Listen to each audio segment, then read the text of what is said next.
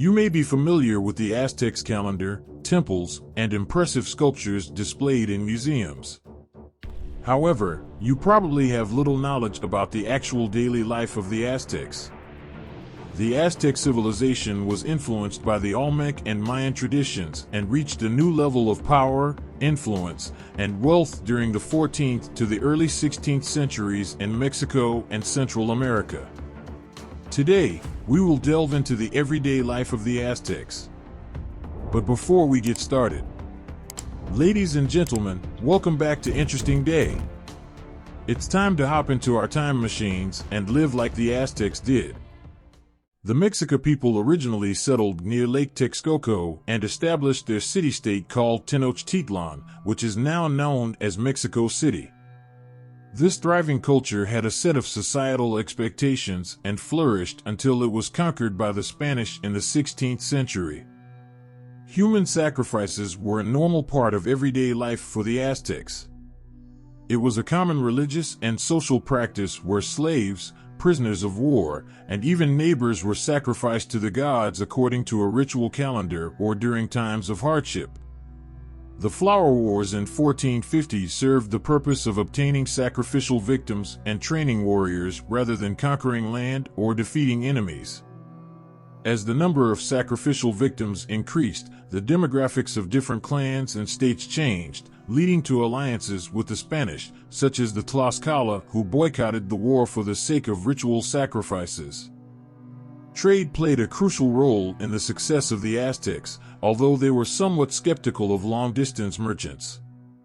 The government managed and supervised regional markets, which served as bustling hubs for the exchange of goods and also provided opportunities for gossiping and socializing, a favorite pastime of the Aztecs. Long-distance merchants, known as Pactica, resided in separate areas of the city and formed their own social circles. Since there were no vehicles like trucks or trains, these merchants had to transport their goods by hand or on their backs, which required considerable physical effort.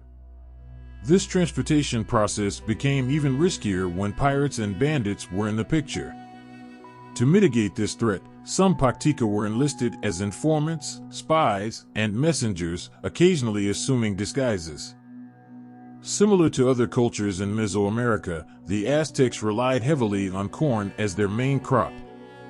They also cultivated beans, squash, tomatoes, avocados, chilies, tubers, and root vegetables, making their diet predominantly vegetarian. The upper class had more access to meat and fish compared to the commoners. However, insects such as ants, grasshoppers, and worms were enjoyed by people from all walks of life. Yes, you heard it right, the Aztecs included bugs in their diet. Grasshoppers, for example, were a popular choice. Aztec farmers even raised insects and used their eggs to make tortillas, similar to the corn tortillas made today. Some insects were cooked, while others were consumed alive. The Aztecs believed that certain insects held medicinal properties. In fact, insects are still a part of the cuisine in many parts of Mexico and Mesoamerica today. Among the impressive arsenal of weapons wielded by Aztec warriors, the blowgun stood out. They also carried slings, bows, arrows, spears, daggers, batons, clubs, and axes, ready for combat at different distances and in hand-to-hand encounters. Crossing paths with an Aztec warrior, especially one armed with a blowgun, was not advisable. Although primarily used for hunting animals, the blowgun could also serve as a useful weapon against enemies. These guns were long, hollow tubes ranging from 5 to 6 feet, and their darts were tipped with poisonous frog secretions. While the modern world can be violent, we can count ourselves fortunate to be safe from the threat of death by a poisonous frog spear. The Aztec culture placed great importance on marriage, much like our world today. Marriage ceremonies were ceremonial and conducted following strict legal conventions. Interestingly, only a man's first wife participated in the elaborate traditional marriage ceremony. After the first marriage, a man could take on additional wives, who would also be legally recognized. However, only the children from the first marriage were considered rightful heirs. Polygamy was more common among wealthier men who were expected to treat all their wives equally and fairly. The expenses of multiple weddings could be daunting. Concubines were also present, but infidelity was illegal. Adultery committed by a woman often resulted in a death sentence, reflecting a double standard. However, men who committed adultery with married women also faced severe consequences. Divorce was only granted under specific circumstances, such as abuse, incompatibility, lack of a male heir, or abandonment, and required a court petition. Education was provided to boys, girls, men, and women regardless of their gender, age, or social status. Boys and girls were taught by their parents at home, with an emphasis on different skills based on their gender. Girls were typically taught domestic activities such as sewing, weaving, and cooking, while boys learned farming or their father's trade.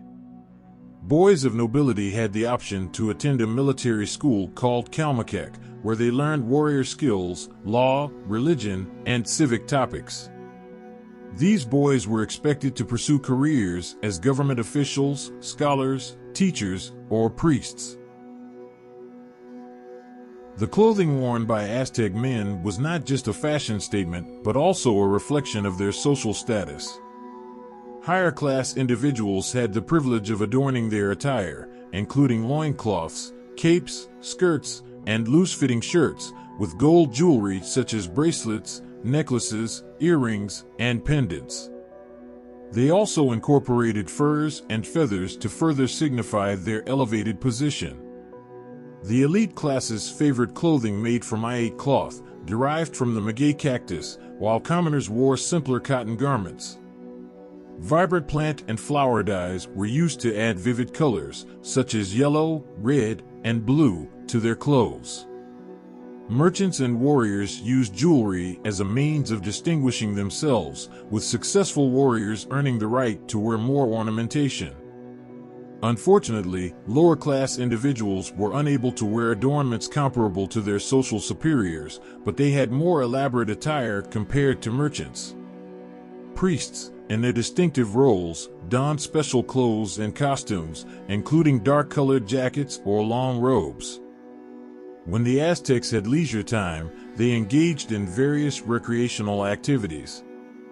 Board and dice games were popular, providing entertainment and amusement. Patali was a common game where players moved tokens on a reed mat based on the throw of beans acting as dice. Dancing and singing were essential skills taught to young women, as they were considered integral to maintaining a household. These activities also played a significant role in religious ceremonies and community celebrations, creating a lively atmosphere in Aztec life.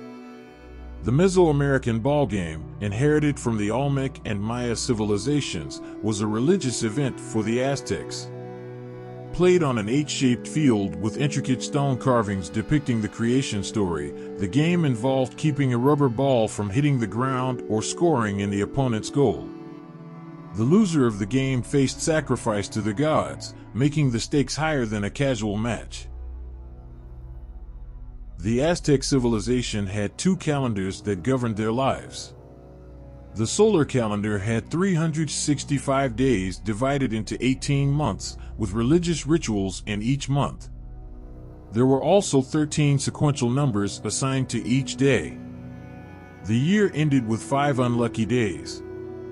The Aztecs also followed a ritual calendar of 260 days, which the priests ensured were aligned with the appropriate gods or events. Various ceremonies, including mock battles, fertility rituals, and sacrifices, took place depending on the day.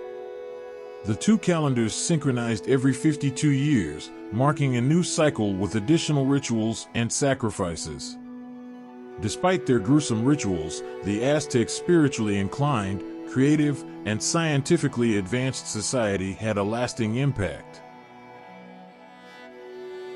Would you like to spend a few days living with them? Share your thoughts in the comments.